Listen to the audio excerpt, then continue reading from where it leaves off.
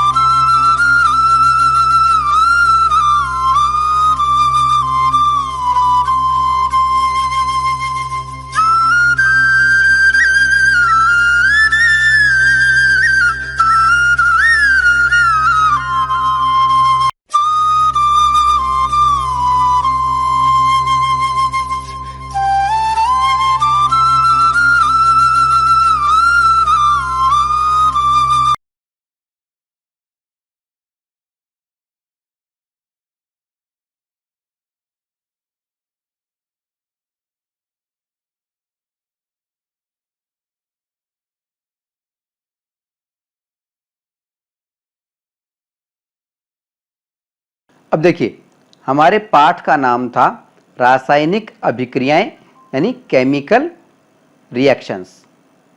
ठीक है, और पाठ के प्रारंभ में ही, चैप्टर के शुरुआत में ही हम आपको बता चुके हैं कि रासायनिक अभिक्रिया का शाब्दिक अर्थ क्या होता है। हमने आपको बताया था कि रासायनिक अभिक्रिया का शाब्दिक अर्थ होता है वे अभिक्रियाएं हैं, वे रिएक्शंस जिनका कारण रसायन होते हैं, केमिकल होते हैं। यानी रसायनों के कारण या केमिकल्स के कारण होने वाली जो अभिक्रियाएं हैं उनको हम रासायनिक अभिक्रियाएं कहते हैं। ठीक है, अब देखिए, रासायनिक अभिक्रिया आखिर क्यों होती है? प्रश्न उठता है हमारे दिमाग में। प्रश्न क्या उठता है कि रासायनिक अभिक्रिया होती है वो तो ठीक है, रसायनों के कारण होती है वो भी ठीक है, लेकिन रासायनिक अभिक्रिया आखिर होती क्यों है? तो हमारा जवाब होगा रासायनिक अभिक्रिया अभिकारकों यानी रिएक्टेंट्स।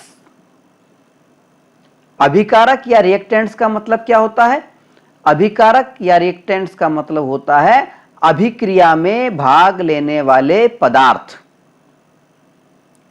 देखिए, कोई भी रासायनिक अभिक्रिया हो, कोई भी अभिक्रिया हो, किसी भी रासायनिक अभिक्रिया के अंदर दो चीजें होती हैं।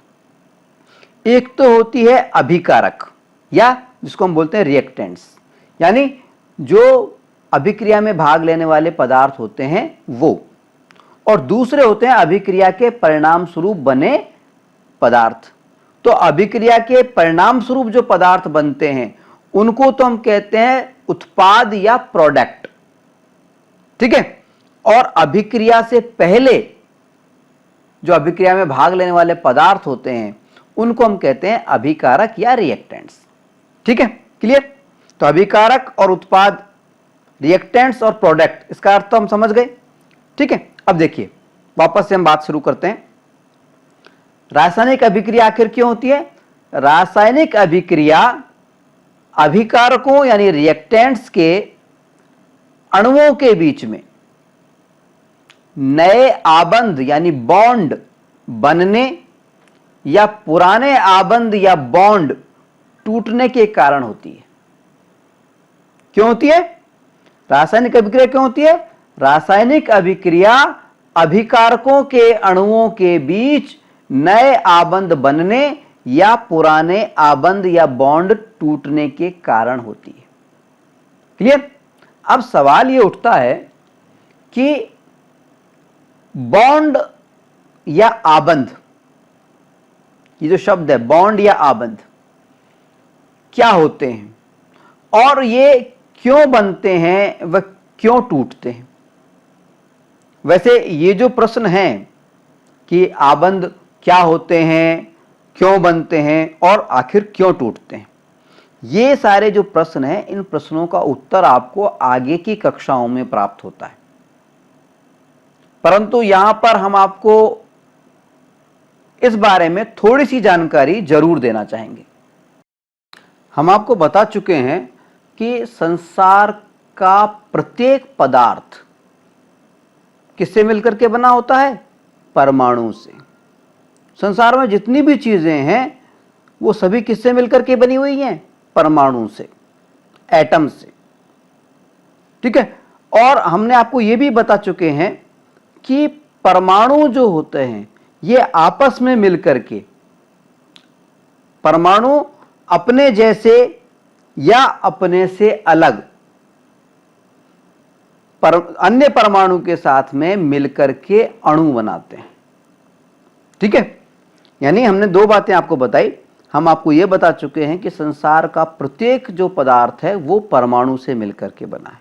दूसरी बात हमने ये भी बताई कि परमाणु आपस में मिलकर के अणु बनाते हैं, यानी प्रत्येक अणु के अंदर कुछ परमाणु होते हैं। प्रत्येक अणु के अंदर क्या होते हैं? परमाणु होते हैं, एटम होते हैं। अणु को बोलते हैं मॉलिक्यूल और परमाणु को बोलते हैं एटम। तो प्रत्येक अणु के अंदर, चाहे किसी भी चीज का अणु हो, प्रत्येक अणु के अंदर, प्रत्येक मॉलिक्यूल के अंदर कुछ परमाणु होते हैं, कुछ एटम होते हैं। ये कुछ एटम एक जैसे भी हो सकते हैं और अलग अलग प्रकार के भी हो सकते हैं, अलग अलग तत्वों के भी हो सकते हैं। ठीक है, ठीक है। अब देखिए, इसके अलावा आप पहले कहीं पढ़ चुके होंगे अब से पहले कि प्रत्येक परमाणु के अंदर एक, कोई भी परमाणु है उसके अंदर एक नाभिक होता है, एक न्यूक्लियस होता है। इस तरह से परमाणु से अंदर भी एक नाभिक होता है, न्यूक्लियस होता है, या उसका केंद्र होता है, परमाणु का भी केंद्र होता है। और ये जो परमाणु का नाभिक होता है, न्यूक्लियस होता है, या परमाणु का जो केंद्र होता है, इसके अंदर तीन तरह के, तीन प्रकार के कण पाए जाते हैं। तीन प्रकार के कण पाए जाते हैं। ये तीन प्रकार के कण कौन से हैं? नाम सुना होगा आपने कभी। एक होता है प्रोटॉन, एक होता है न्यूट्रॉन और एक होता है इलेक्ट्रॉन। ठीक है। अब ये प्रोटॉन और जो न्यूट्रॉन होते हैं ये तो इस नाभिक के अंदर मौजूद होते हैं, और ये जो इलेक्ट्रॉन वाला जो तत्व होता है, ये इलेक्ट्रॉन जो वाला जो कण होता है, तत्व नहीं कण, इलेक्ट्रॉन नाम का जो ये कण है जिसको हम ई से भी प्रदर्शित करते हैं, ई से, प्रोटॉन को पी से करते हैं और न्यूट्रॉन को एन से करते हैं, और इलेक्ट्रॉन को छोटे ई से करते हैं, बड़ा ई नहीं छोटा ई, इस पे और माइनस का चिन्ह लगाते हैं साथ में। ठीक है। तो तीन तरह के कण परमाणु में पाए जाते हैं, प्रोटॉन, न्यूट्रॉन और इलेक्ट्रॉन। ठीक है। और प्रोटॉन और न्यूट्रॉन जो कण होते हैं ये तो परमाणु के केंद्र में यानी उसके नाभिक में पाए जाते हैं। और ये जो इलेक्ट्रॉन नाम का जो कण होता है, ये क्या करता है, नाभिक के ये जो केंद्रक है, ये न्यूक्लियस है, इसके चारों ओर चक्कर लगाते हैं, चारों ओर चक्कर लगाते रहते हैं। और चक्कर भी कई स्तरों पे लगाते हैं, यानी कई, इसको हम कह सकते हैं कि ऑर्बिट्स में लगाते हैं, कई श्रृंखलाओं में लगाते हैं, ठीक है, कई वृत्तों में लगाते हैं। जैसे हमारे देखते हैं ना कि सूरज, चंद्रमा और तरह तरह के जो ग्रह हैं, ये अलग अलग इनकी ऑर्बिट्स होती हैं, इनका परिपथ होता है, अलग अलग वृत्त होते हैं, उनके अंदर ये चक्कर लगाते हैं, उनकी एक निश्चित लाइन होती है। तो इसी तरह से प्रोटॉन और इलेक्ट्रॉन तो नाभिक के अंदर होते हैं, और इलेक्ट्रॉन नाम का जो कण होता है, ये नाभिक के चारों ओर अलग अलग कक्षाओं में, अलग अलग ऑर्बिट्स में, अलग अलग जो इसका परिपथ है उसके अंदर चक्कर लगाते रहते हैं, ठीक है, ठीक है। और ये जो अलग अलग परिपथ में चक्कर लगाते हैं इलेक्ट्रॉन, यहां भी एक खास बात है। वो खास बात क्या है कि हर कक्ष के अंदर, हर ऑर्बिट के अंदर जो ये इलेक्ट्रॉन होंगे, उनकी संख्या फिक्स होती है, उनकी संख्या फिक्स होती है। इसके बारे में अगली कक्षाओं में आपके सामने आएगा, ठीक है। यहां आप इतना समझ लें कि परमाणु के अंदर 3 तरह के कण पाए जाते हैं, प्रोटॉन, न्यूट्रॉन और इलेक्ट्रॉन। प्रोटॉन और न्यूट्रॉन नाम के जो कण हैं, ये तो परमाणु के नाभिक में यानी न्यूक्लियस के अंदर मौजूद होते हैं, जबकि इलेक्ट्रॉन नाम का जो एक कण होता है, ये नाभिक के चारों ओर अलग अलग कक्षाओं में, अलग अलग ऑर्बिट्स के अंदर चक्कर लगाता है। कक्षा या ऑर्बिट का मतलब क्या है, मान लीजिए ये केंद्र है, ये नाभिक है, न्यूक्लियस है, और इसके चारों ओर ऐसे, यहां पे इस वाले इधर, इस तरह से, इस तरह से चक्कर लगाते रहते हैं। मान लीजिए यहां पे इलेक्ट्रॉन है, ये एक इलेक्ट्रॉन है, ये इलेक्ट्रॉन है, इस तरह चक्कर लगाते रहते हैं अलग अलग कक्षों में, अलग अलग ऑर्बिट्स में, ठीक है। और खास बात क्या होती है कि इलेक्ट्रॉनों की जो संख्या होती है, वो हर कक्ष की फिक्स होती है, ना तो उससे ज्यादा हो सकती है, ना उससे कम हो सकती है, ठीक है। और यही कारण है, इलेक्ट्रॉनों की जो संख्या है वो हर कक्ष में फिक्स होती है, और यही कारण है कि अगर इलेक्ट्रॉन किसी के पास में ज्यादा हैं, किसी जगह पर किसी तत्व के पास में इलेक्ट्रॉन ज्यादा हैं, किसी तत्व में इलेक्ट्रॉन ज्यादा हैं किसी कक्ष में, तो वो अपने पास तो रख नहीं सकता, वो किसी और को देता है। देना जरूरी है उसके लिए, क्योंकि अपने पास रख ही नहीं सकता, ठीक है। और दूसरा जो तत्व है, उसका जो परमाणु है या अणु है, उसके पास में मान लो कम है, तो वो जिसके पास ज्यादा है वो इलेक्ट्रॉन को कम वाला जो जिसके पास में कम है उसको दे देता है। और ये लेन देन की वजह से, इलेक्ट्रॉनों की लेन देन की वजह से ही बॉन्डिंग होती है, आबंध बनते हैं। इलेक्ट्रॉन की लेन देन को ही हम आबंध या बॉन्ड कहते हैं। क्लियर, समझ में आई बात? आबंध या बॉन्ड का मतलब क्या हो गया कि दो तत्वों के परमाणुओं में जो इलेक्ट्रॉन थे, उसके नाभिक के चारों ओर घूमने वाले, उनमें लेन देन हुआ है, उनमें साझेदारी हुई है, उसको हम कहते हैं बॉन्ड या बॉन्डिंग, ठीक है। अब मान लीजिए ये ए तत्व है और ये बी तत्व है, इन दोनों के बीच में इलेक्ट्रॉन की बॉन्डिंग हो गई, लेन देन हो गया, इलेक्ट्रॉनों का लेन देन हो गया, यानी बॉन्ड बन गए। तो बॉन्ड को दिखाने के लिए हम एक लंबी लाइन इन दोनों से अटैच कर देते हैं, ये बॉन्ड को प्रदर्शित कर रही है ये वाली लाइन, ठीक है, बॉन्ड या आबंध। और इस एक लाइन का मतलब है कि इन दोनों अणुओं के बीच में एक एक इलेक्ट्रॉन की साझेदारी है, यानी ए जो अणु था, मॉलिक्यूल था, उसने बी को एक इलेक्ट्रॉन दिया और बी ने ए से एक इलेक्ट्रॉन लिया, यानी एक जो लाइन है वो दोनों अणुओं के बीच में एक एक इलेक्ट्रॉनों की साझेदारी या बॉन्ड बता रही। इसको बोलते हैं हम सिंगल बॉन्ड या एकल बॉन्ड या एकल आबंध। ठीक है, अगर दो परमाणुओं के बीच में दो इलेक्ट्रॉनों की साझेदारी हो तो हम डबल लाइनें बनाते हैं दोनों के बीच में, ए और बी। और अगर तीन इलेक्ट्रॉनों की मान लीजिए साझेदारी हो रही हो तो इनके बीच में 3 लाइनें बनाते हैं ये। ठीक है, समझ में आई बात? तो बॉन्डिंग का क्या मतलब है? बॉन्डिंग का मतलब सिर्फ इतना सा है कि दो तत्वों के जो परमाणु हैं या अणु हैं उनके बीच में आपस में इलेक्ट्रॉनों का आदान प्रदान, इलेक्ट्रॉनों की साझेदारी। तो आबंध बनने या बॉन्ड बनने का मूल कारण क्या है? बनने का या टूटने का मूल कारण है इलेक्ट्रॉन। अगर इलेक्ट्रॉन ज्यादा है तो एक इलेक्ट्रॉन तो किसी और को देगा और दूसरा उसको लेगा। ठीक है, ज्यादा है और दूसरे को देता है तो इसको होता है बॉन्ड का टूटना, और कम है और दूसरे से ले रहा है तो उसको कहते हैं बॉन्ड का बनना यानी जुड़ना इलेक्ट्रॉन का। ठीक है, तो कुल मिला के बात समझ में आ गई कि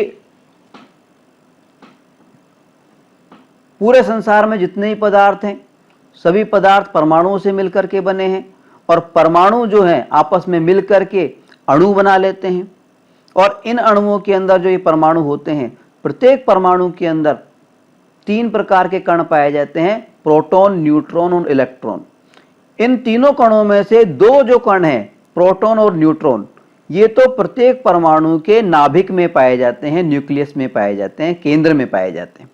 ठीक है, और इलेक्ट्रॉन नाम का जो ये कण होता है, बहुत इंपॉर्टेंट है। ये इलेक्ट्रॉन का नाम का जो कण है, ये उस नाभिक के चारों ओर अलग अलग कक्षों में या ऑर्बिट्स में,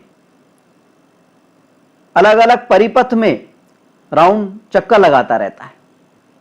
ठीक है, और इन ऑर्बिट्स में जो कितने इलेक्ट्रॉन रह सकते हैं ये भी संख्या फिक्स होती है। और इसी कारण से, इन इलेक्ट्रॉनों के कारण से ही आपस में बॉन्ड बनते हैं, 2 तत्वों के बीच में बॉन्ड बनते हैं। और ये बॉन्ड बनने और टूटने की जो प्रक्रिया है, इसी को हम रासायनिक अभिक्रिया कहते हैं। तो रासायनिक अभिक्रिया क्यों होती है? अभिकारकों में यानी रिएक्टेंट्स के अणुओं के बीच में नए बॉन्ड बनने या पुराने बॉन्ड टूटने के कारण होती है। क्लियर? तो बॉन्ड भी हमने समझा दिया थोड़ा बहुत, हालांकि अधिकांश जो बातें हैं वो आपके आगे क्लासों में आएंगी, लेकिन पहले पूर्व जानकारी के लिहाज से हमने आपको ये सारी जानकारी दी है। तो मैं समझता हूं कि बॉन्डिंग आप समझ गए होंगे, बॉन्ड क्या चीज होती है। चलिए, बॉन्डिंग के बाद में अब हम थोड़ी सी बात करेंगे रासायनिक अभिक्रिया की परिभाषा पर, यानी डेफिनेशन पर। अभी इससे पहले जो हमने बात की थी वो तो सिर्फ शाब्दिक अर्थ बताया था रासायनिक अभिक्रिया का। अब हम बात कर रहे हैं रासायनिक अभिक्रिया की परिभाषा पर। रसायनों के कारण अभिकारकों यानी रिएक्टेंट्स अर्थात अभिक्रिया में भाग लेने वाले पदार्थों, सब्सटेंसों के अणुओं के बीच में आबंध यानी बॉन्ड बनते या टूटते हैं। रसायनों के कारण अभिकारकों अर्थात रिएक्टेंट्स अर्थात अभिक्रिया या रिएक्शन में भाग लेने वाले पदार्थों के अणुओं के बीच में आबंध यानी बॉन्ड बनते या टूटते हैं। और बनने टूटने के बाद में परमाणुओं का पुनर्व्यवस्थीकरण होता है, rearrangement of atoms, rearrangement of atoms होता है, जिसके परिणाम स्वरूप अभिकारकों की रंग में, अवस्था, रंग और तापमान आदि में स्थायी परिवर्तन आता है। स्थायी मतलब परमानेंट, परमानेंट मतलब नॉन रिवर्सेबल, अनउत्क्रमणीय। ठीक है, रासायनिक परिवर्तन आ जाते हैं, स्थायी रासायनिक परिवर्तन आ जाते हैं तथा नए नए गुण वाले उत्पादों का जन्म होता है। और रसायनों के कारण होने वाली इस संपूर्ण प्रक्रिया को हम रासायनिक अभिक्रिया कहते हैं, केमिकल रिएक्शन कहते हैं। एक बार फिर से मैं दोहरा देता हूं, रसायनों के कारण अभिकारकों अर्थात अभिक्रिया में भाग लेने वाले पदार्थों के अणुओं के बीच आबंध या बॉन्ड बनते या टूटते हैं तथा परमाणुओं का पुनर्व्यवस्थीकरण होता है, रीअरेंजमेंट ऑफ एटम होता है, जिसके परिणाम स्वरूप अभिकारकों की अवस्था, उनकी स्टेट यानी ठोस द्रव गैस, रंग, तापमान आदि में स्थायी यानी नॉन रिवर्सेबल, परमानेंट, अनुत्क्रमणीय रासायनिक परिवर्तन आ जाते हैं तथा नए नए उत्पादों का जन्म होता है, नए नए प्रोडक्ट्स पैदा होते हैं, बनते हैं। रसायनों के कारण होने वाली इस संपूर्ण प्रक्रिया को हम रासायनिक अभिक्रिया या केमिकल रिएक्शन कहते हैं। क्लियर? देखिए, हमने बताया कि रसायनों के कारण क्या होता है, जो अभिकारक होते हैं किसी भी रासायनिक अभिक्रिया के अंदर दो चीजें होती हैं, अभिकारक और उत्पाद, रिएक्टेंट्स और प्रोडक्ट। अभिकारक रिएक्टेंट्स का मतलब होता है अभिक्रिया में भाग लेने वाले पदार्थ, और प्रोडक्ट मतलब होता है अभिक्रिया के बाद बनने वाले पदार्थ, जिनको हम हिंदी में उत्पाद कहते हैं। ठीक है? तो रसायनों के कारण जो अभिकारक हैं यानी रसायन अभिक्रिया में भाग लेने वाले जो पदार्थ हैं, उनके अणुओं के बीच में आबंध बनते हैं और टूटते हैं। देखिए, एक एग्जांपल लेता हूं। जैसे मान लीजिए एक अभिकारक का अणु ये है और दूसरे अभिकारक का अणु ये है। अब हम ये भी जानते हैं कि प्रत्येक अणु के अंदर बहुत सारे परमाणु होते हैं। ये परमाणु है, ये परमाणु है, ये परमाणु, ये परमाणु है, ये। ठीक है? बहुत सारे परमाणु, दोनों अणुओं के अंदर परमाणु मौजूद हैं, और हर परमाणु के अंदर कोई इलेक्ट्रॉन ज्यादा है और कोई इलेक्ट्रॉन कम है। तो हो सकता है कि ये वाला परमाणु इस वाले अणु के इस परमाणु के साथ में इलेक्ट्रॉनों की साझेदारी कर ले, बॉन्ड बना ले। हो सकता है कि ये वाला इसके साथ में ना करके इसके साथ में कर ले, किसी के भी साथ में कर सकता है, और इस परमाणु का इसके बॉन्ड बनाने के साथ में ही जुड़ जाएगा ऑटोमेटिक। तो ये बॉन्डिंग जो होती है परमाणुओं के बीच में, इलेक्ट्रॉनों के साझेदारी जो होती है, इसके कारण ही सारी रासायनिक अभिक्रिया होती है। ठीक है? तो हमने यही परिभाषा में भी यही बात समझाई है कि रसायनों के कारण अभिकारकों अर्थात अभिक्रिया में भाग लेने वाले पदार्थों के अणुओं के बीच में आबंध बनते या टूटते हैं। ठीक है? बोल दिया ना यहाँ पे, आबंध बनते या टूटते हैं, तथा टूटने के बाद में क्या होता है, परमाणुओं का पुनर्व्यवस्थीकरण होता है, रीअरेंजमेंट होता है। ठीक है? यानी वापस से परमाणु आपस में अलग अलग जगह सेट हो जाते हैं, और ये पुनर्व्यवस्थीकरण या रीअरेंजमेंट होता है, और इसी के कारण, इसी के परिणाम स्वरूप अभिकारकों की नए नए पदार्थ बनते हैं, या हम ये कह सकते हैं अभिकारकों की जो अवस्था है, उनका रंग है, उनकी जो तापमान है, उनमें स्थायी परिवर्तन आता है, स्थायी रासायनिक परिवर्तन आता है, और नए नए उत्पाद बनते हैं, नए नए प्रोडक्ट बनते हैं। और रसायनों के कारण होने वाली इस प्रक्रिया को हम रासायनिक अभिक्रिया या केमिकल रिएक्शन कहते हैं। क्लियर? तो रासायनिक अभिक्रिया का मतलब समझ गए अच्छी तरह से। चलिए, अब हम रासायनिक अभिक्रिया का एक उदाहरण लेते हैं। रासायनिक अभिक्रिया के उदाहरण से पहले हम एक महत्वपूर्ण बात बताते हैं आपको, रासायनिक अभिक्रिया की एक महत्वपूर्ण बात। वो बात क्या है? वो बात ये है कि रासायनिक अभिक्रिया के दौरान जो रिएक्टेंट्स होते हैं, उनकी परमाणुओं की संख्या में कोई परिवर्तन नहीं आता है। परमाणु की जो संख्या होती है रासायनिक अभिक्रिया के अंदर, अभिकारक होते हैं, रिएक्टेंट्स होते हैं, यानी अभिक्रिया में भाग लेने वाले जो पदार्थ होते हैं, उनके परमाणुओं की संख्या में कोई परिवर्तन नहीं आता। अब जब परमाणुओं की संख्या में कोई परिवर्तन नहीं आता, तो एक सवाल उठता है कि नए नए पदार्थ कैसे बनते हैं? तो हमारा जवाब रहता है कि रासायनिक अभिक्रिया के दौरान परमाणुओं की संख्या में तो कोई परिवर्तन नहीं आता, परंतु नए नए उत्पाद बनने का जो मूल कारण है वो है परमाणुओं के बीच में आबंधों का बनना और उनका टूटना। और उसके बाद में उनका अलग अलग तरह से पुनर्व्यवस्थीकरण, रीअरेंजमेंट होना। ठीक है, यानी रासायनिक अभिक्रिया की महत्वपूर्ण बात क्या है कि रासायनिक अभिक्रिया के दौरान परमाणुओं की संख्या में कोई परिवर्तन नहीं आता, ना तो कोई परमाणु किसी अभिक्रिया के बाहर से आता है, ना अभिक्रिया से बाहर होता है। परमाणुओं की संख्या सेम बनी रहती है, वो की वो बनी रहती है जो पहले होती है। अभिक्रिया से पहले और अभिक्रिया के बाद दोनों स्थितियों में परमाणुओं की संख्या सेम रहती है, अपरिवर्तित रहती है, उनमें कोई परिवर्तन नहीं आता है। लेकिन जो नए नए उत्पाद बनते हैं उसका मूल कारण क्या होता है? उसका मूल कारण होता है कि परमाणुओं के बीच में जो आबंध होते हैं वो नए नए आबंध बनते हैं, नए नए आबंध टूटते हैं।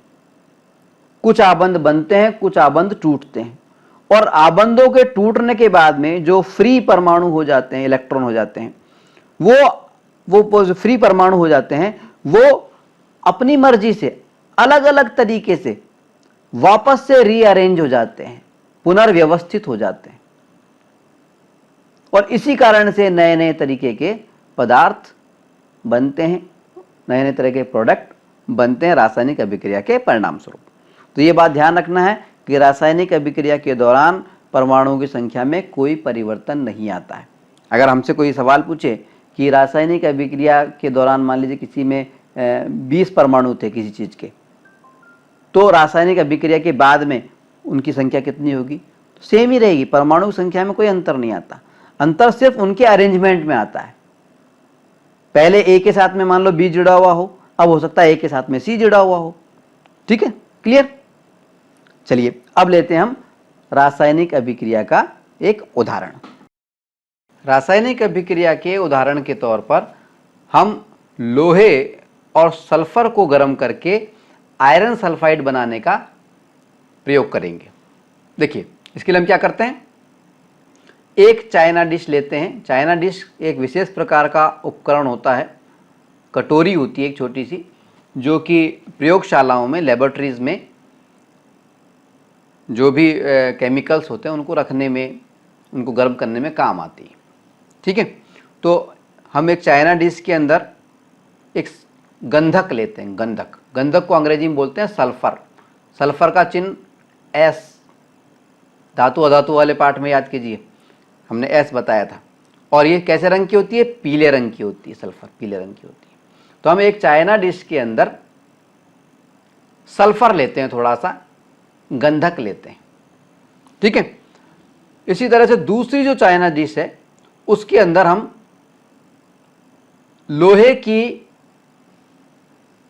का बुरादा लेते हैं, आयरन फिलिंग्स लेते हैं, लोहे का बुरादा लेते हैं। ठीक है, तो ये लोहे का बुरादा ले लिया एक चाइना डिश के अंदर, एक में हमने सल्फर ले लिया।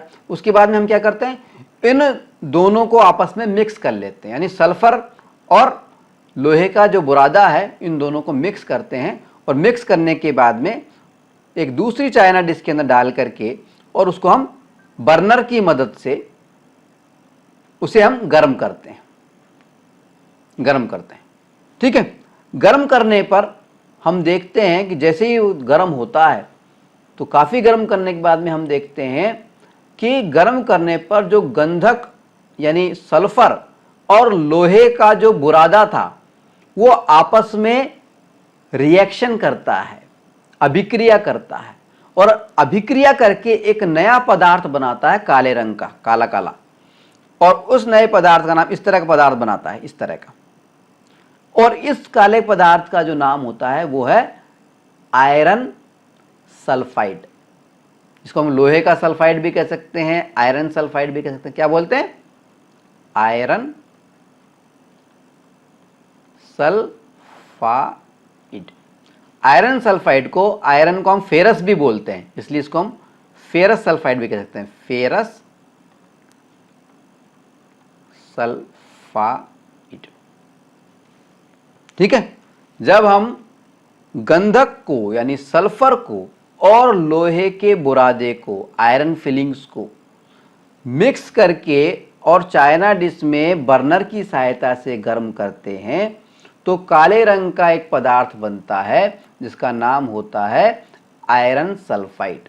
और ये जो आयरन सल्फाइड होता है, इसके जो गुण होते हैं वो सल्फर से और आयरन से, इनसे डिफरेंट होते हैं, अलग होते हैं, नया पदार्थ बन गया है ये। ठीक है, जैसे कि यहां पे अगर हम बात करें लोहे की, जो ये अपनी लोहे की जो बुरादा था, इसके ऊपर अगर हम चुंबक ले जाएं तो हम देखेंगे कि चुंबक यहाँ पे इस लोहे के बुरादे को चिपका लेगा, आपस में चिपक जाएगा। ठीक है, गंधक चिपकेगा नहीं। इन दोनों को मिक्स करके हमने गर्म किया, क्योंकि इसमें लोहा भी मौजूद है। गर्म करने के बाद में वो बन गया आयरन सल्फाइड या फेरस सल्फाइड, काले रंग का ये वाला पदार्थ। अब इस पदार्थ पे अगर हम चुंबक ले जाएं तो हम देखेंगे कि चुंबक काम नहीं करेगी, चुंबक से नहीं चिपकेगा। इसका मतलब केमिकल रिएक्शन हो गई, रासायनिक अभिक्रिया हो गई। क्योंकि रासायनिक अभिक्रिया की पहचान क्या होती है कि रासायनिक अभिक्रिया के बाद में नए नए उत्पाद बनते हैं। नए उत्पाद का मतलब, नया बोल रहे हैं, इसका मतलब उसमें पुराने वाले गुण मौजूद नहीं है। ठीक है, तो ये होगी रासायनिक अभिक्रिया का एक एग्जाम्पल, जिसमें हमने क्या किया, सल्फर को और लोहे की बुरादे को आपस में मिक्स करके चाइना डिश के अंदर गर्म किया बर्नर की सहायता से, और हमने देखा कि थोड़ी देर बाद में काले रंग का एक पदार्थ बनता है जिसका नाम होता है आयरन सल्फाइड या फेरस सल्फाइड।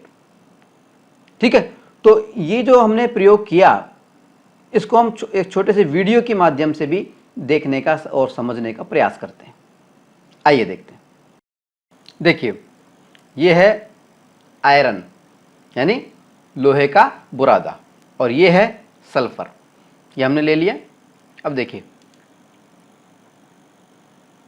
ये सल्फर है, और हाँ ये सल्फर है, पीले रंग का दिखाई दे रहा है आपको। और ये जो है, ये है लोहे का चूर्ण, लोहे का चूर्ण। अब देखिए, चुंबक से हम टेस्ट करके देखेंगे।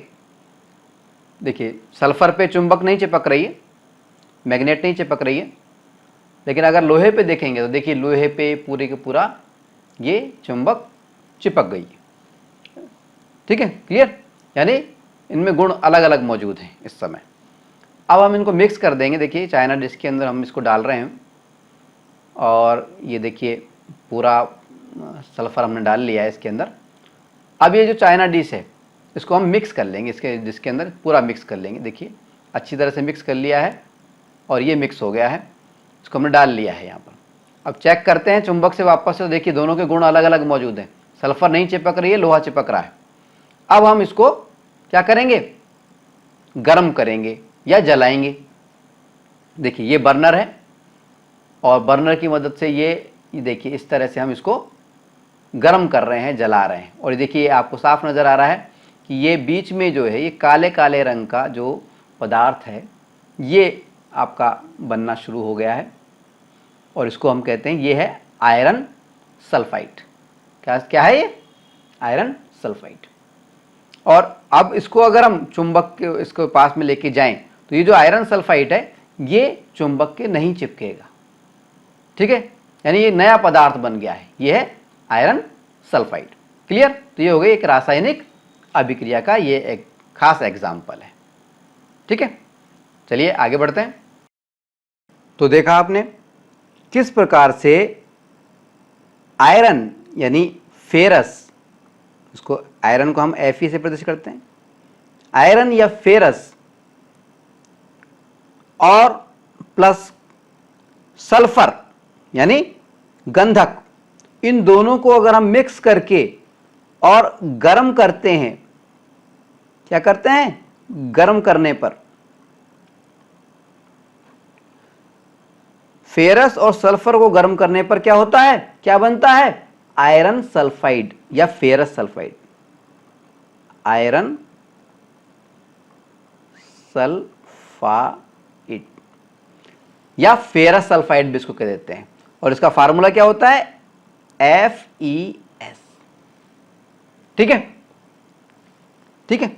तो हमने अभी अभी क्या देखा कि फेरस को यानी आयरन को और सल्फर को यदि हम मिला करके और गर्म करें तो क्या बन जाता है? Iron sulphide, ferrous sulphide.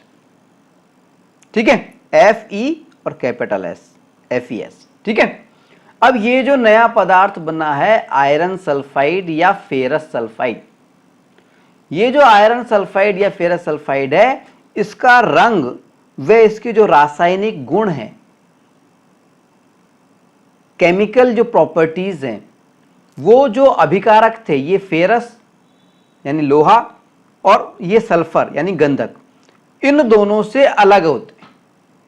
हमने चेक करके बताया था, पहले चुंबक इससे चिपक रही थी, बाद में चिपकना बंद हो गया। ठीक है, तो ये जो नया पदार्थ बना है, इसके गुण और इसके जो रासायनिक इसका रंग और इसके जो रासायनिक गुण हैं वो अलग अलग हो जाते हैं, और इस नए पदार्थ को पुनः हम वापस से आयरन सल्फाइड को वापस से हम आयरन और सल्फर इन दोनों में अलग अलग, इन दोनों के रूप में अलग अलग नहीं कर सकते, वापस से इसको रिवर्स नहीं कर सकते। भाई हमने यहां से फेरस और सल्फर को मिला करके और आयरन सल्फाइड तो बना दिया, लेकिन हम इनको उल्टा वापस से आयरन सल्फाइड को फेरस और सल्फर नहीं बना सकते। लोहे का चूर्ण और सल्फर को हम वापस नहीं ला सकते। इसका मतलब क्या हुआ? ये जो परिवर्तन हुआ, ये परिवर्तन स्थायी है, परमानेंट है, क्योंकि ये वापस से नहीं किया जा सकता। वापस से जो अभिकारक थे, रिएक्टेंट थे, उनको वापस से प्राप्त नहीं किया जा सकता। यानी ये जो अभिक्रिया है, ये कैसी है? अनुत्कर्मणीय है, नॉन रिवर्सेबल है। उत्कर्मणीय को बोलते हैं रिवर्सेबल, अनुत्कर्मणीय है नॉन रिवर्सेबल, यानी इसको वापस से पलटा नहीं जा सकता। ठीक है, और रासायनिक गुणों में स्थायी परिवर्तन आना, परमानेंट चेंज आना, केमिकल जो प्रॉपर्टीज हैं उनके अंदर, उसको ही हम कहते हैं रासायनिक अभिक्रिया। रासायनिक अभिक्रिया की मुख्य विशेषता क्या है? जो रासायनिक गुण हैं उनके अंदर स्थायी परिवर्तन आना, क्योंकि स्थायी परिवर्तन यहां पे आ रहा है, इसका मतलब ये क्या है? एक रासायनिक अभिक्रिया का उदाहरण। ठीक है, क्लियर? तो उदाहरण की बात तो हो गई। अब देखिए, रासायनिक अभिक्रिया को हम रासायनिक समीकरण के द्वारा प्रदर्शित करते हैं। रासायनिक समीकरण को अंग्रेजी में क्या बोलते हैं? Chemical equation. रासायनिक अभिक्रिया को हम रासायनिक समीकरण यानी केमिकल इक्वेशन के द्वारा प्रदर्शित करते हैं, रिप्रेजेंट करते हैं। कैसे करते हैं? आइए देखते हैं।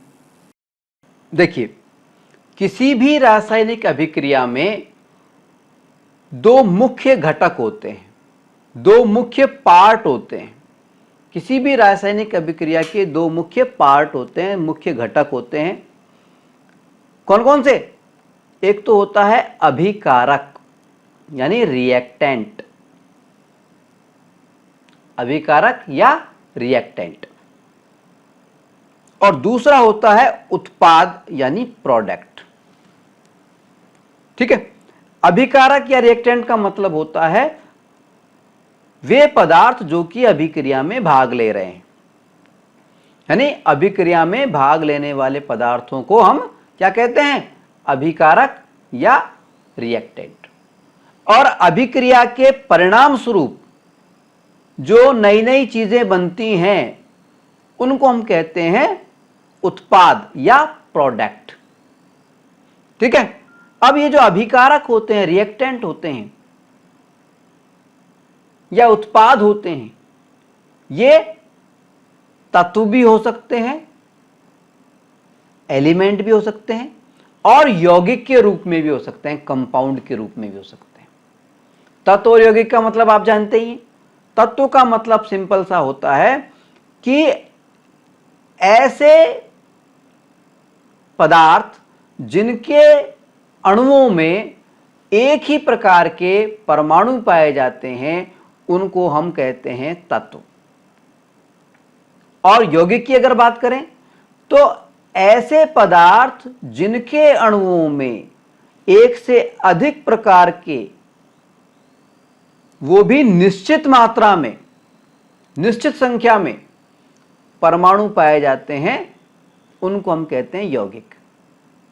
ठीक है, यानी यौगिक के अणु के अंदर एक से अधिक प्रकार के परमाणु तो पाए जाते हैं, साथ ही साथ में उन परमाणुओं की जो संख्या होती है वो भी हमेशा फिक्स होती है, स्थायी होती है। ठीक है, तो अभिकारक जो होते हैं, रिएक्टेंट्स जो होते हैं, तत्व भी हो सकते हैं या यौगिक भी हो सकते हैं। ठीक है, क्लियर। चलिए, तो दो चीजें होती हैं किसी भी रासायनिक अभिक्रिया के अंदर, दो मुख्य घटक होते हैं, एक तो अभिकारक यानी रिएक्टेंट्स और दूसरा होता है उत्पाद यानी प्रोडक्ट। ठीक है, अब देखिए, रासायनिक अभिक्रिया को जब हम समीकरण के तौर पे दिखाते हैं तो अभिकारकों यानी रिएक्टेंट्स, इनको तो हम लिखते हैं लेफ्ट साइड में, इस साइड में, left hand side, LHS, left hand side. और जो उत्पाद होते हैं, अभिक्रिया के बाद में जो भी चीजें बनती हैं उनको हम लिखते हैं राइट हैंड साइड में, RHS, राइट हैंड साइड।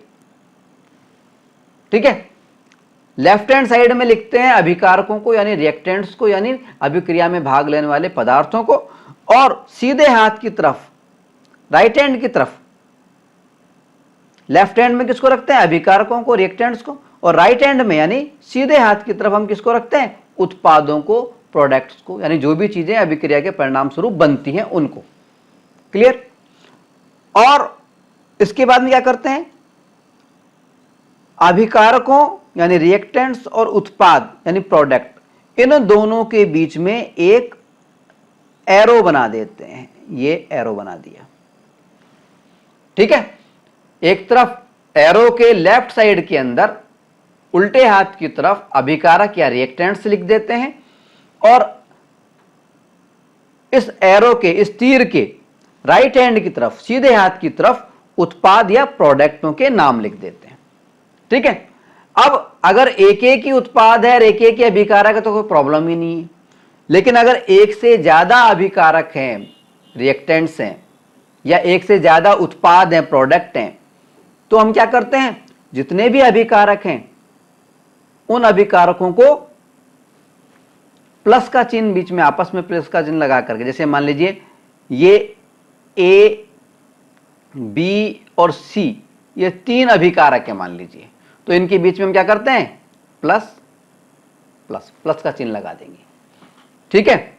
और इसी तरह उत्पाद वाली बात है, मान लीजिए उत्पाद भी है, मान लीजिए डी और ई कोई उत्पाद बना है, कोई प्रोडक्ट बना है, तो इन दोनों के बीच भी हम प्लस का चिन्ह लगा देंगे, और बीच में तो ये एरो वाला चिन्ह आएगा ही आएगा। यानी एक तरफ तो हम प्लस का चिन्ह लगा लगा करके अभिकारक या रिएक्टेंट्स लिखेंगे लेफ्ट हैंड साइड में, और दूसरी तरफ राइट हैंड साइड के अंदर प्लस का चिन्ह लगा करके उत्पादों को प्रदर्शित करेंगे। ठीक है, क्लियर। इसके अलावा अगर हमें कुछ परिस्थितियों को भी इस समीकरण के अंदर, रासायनिक समीकरण में प्रदर्शित करना है, परिस्थितियों का मतलब जैसे टेम्परेचर या प्रेशर, दाब, तापमान या दाब, या उत्प्रेरक, एक उत्प्रेरक और होता है, वो आपको अलग कक्षाओं में समझाएंगे आगे वाली में। ठीक है। उत्प्रेरक क्या है? अभिक्रिया में भाग नहीं लेता, लेकिन अभिक्रिया की जो गति होती है उसको बढ़ा देता है। अब क्या होता है ये आगे की क्लासों में हम पढ़ेंगे। ठीक है। अब देखिए, तापमान या दाब या जो भी उत्प्रेरक है उसका जो भी हम प्रयोग करते हैं, तो तापमान को हम कहां लिख देते हैं? ये जो एरो बना हुआ है ना, इसके ऊपर या नीचे कहीं भी लिख सकते हैं तापमान को, या प्रेशर को, दाब को। ठीक है। तो यहां पे हम लिख सकते हैं तापमान। अगर हमने गर्म किए कोई चीज तो यहां लिख देते हैं हम गर्म करने पर, इस तरह से लिख देते हैं। या इसकी जगह पे हम दाब भी लिख सकते हैं, या कोई भी उत्प्रेरक है उसका नाम लिख सकते हैं। क्लियर। यानी रासायनिक अभिकरण का अभिक्रिया का जो रासायनिक समीकरण है उसका प्रदर्शन हम कैसे करते हैं?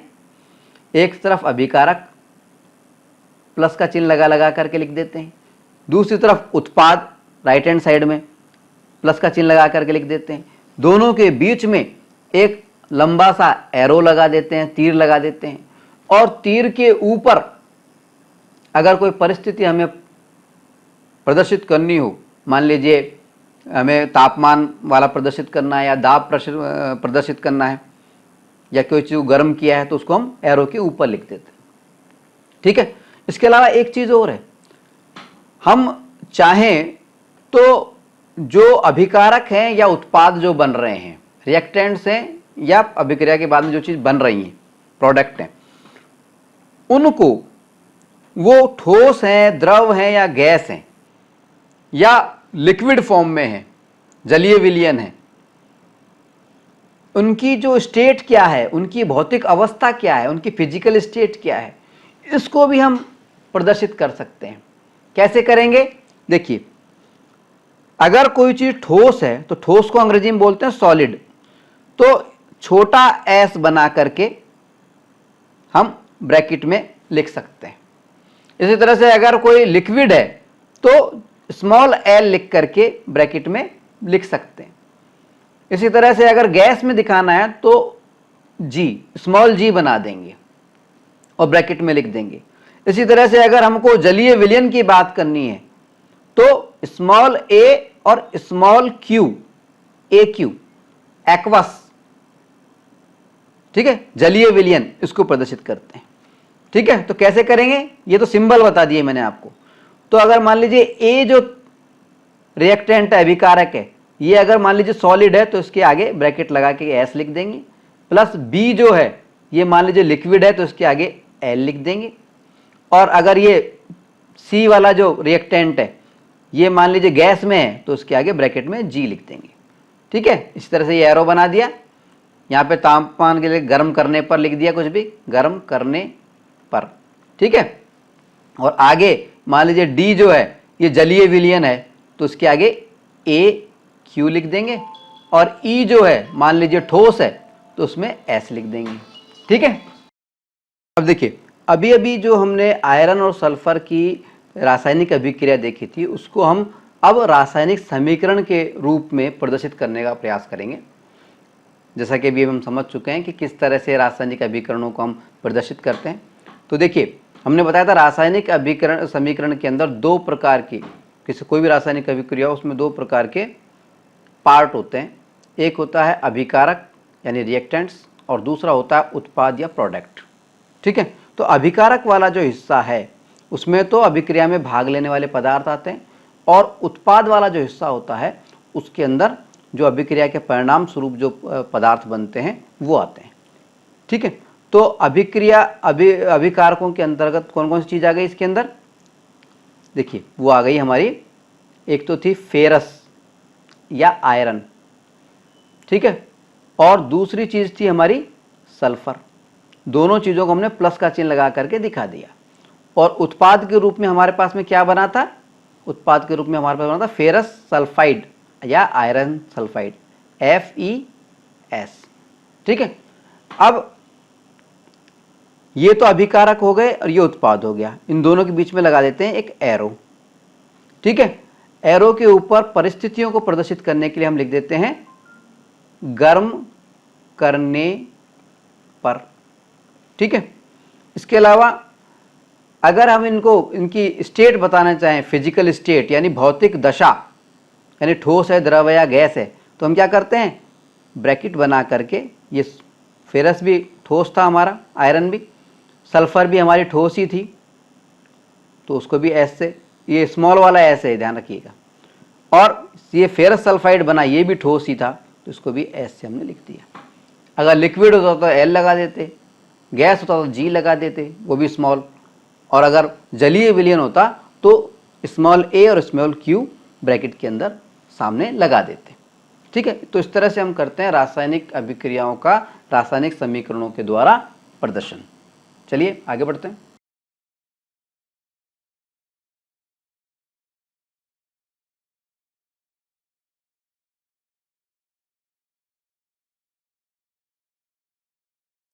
जनगण मन अधिनायक जय हे भारत भाग्य विधाता।